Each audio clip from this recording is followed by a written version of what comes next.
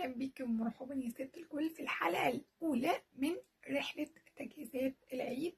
احنا هنبدا بدري شويه، فهنبدا من اول الشهر عشان اول لما يجي العيد يبقى كيكه منوره في شعرنا، في وشنا، في جسمنا، في كل حاجه.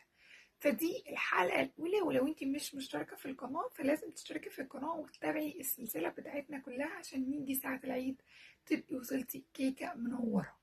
فمش هطول عليكم ويلا بينا مع بعض. يا رب تكوني اشتركتي واهلا بيكي ونورتينا في عالمنا الصغنن. النهارده هنتكلم عن الشعر. هنطول شعرنا في شهر.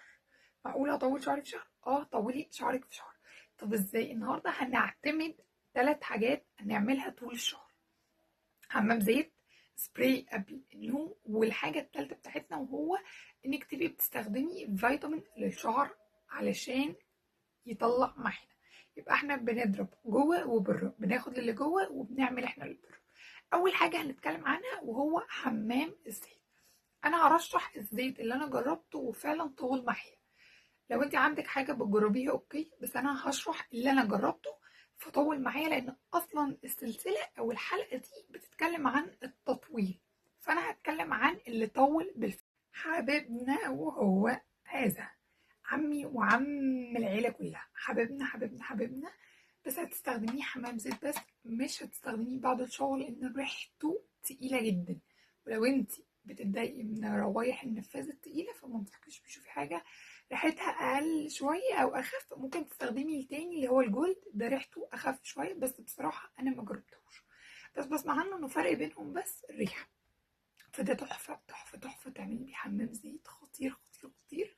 وبعد ما تغسلي الشعر انت تاني يوم ما بتشميش ريحة في الشعر ليه خالص، فهو بيختفي منك. حلو قوي. هتعمل بيه حمام زيت 3 مرات في الأسبوع، 3 مرات بس في الأسبوع هنعمل بيه حمام زيت. هنسيبه على الشعر نص ساعة، ساعة إلا ربع، وتروحي غسلها على طول علشان ريحته متقعدش في الشعر أكتر من كده.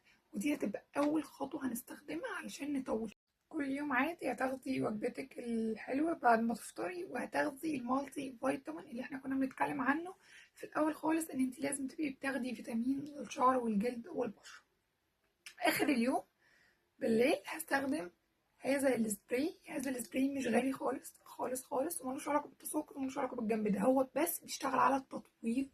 بس بيشتغل على التطويل وان هو بيهدي معاكي شوية فروة راسك كده، بس هو اصلا اساسه بيشتغل على التطويل، فملوش علاقة بان انتي تساقط والكلام ده كله، لا هو هيشتغل معاك على التطويل، احنا جايبينه علشان التطويل. قبل ما تنامي يا ست الكل هترشي 6 بخاخات على فروة راسك كله، وتعملي مساج دائري دائري دائري. بقى ده هيبقى برضو كل يوم.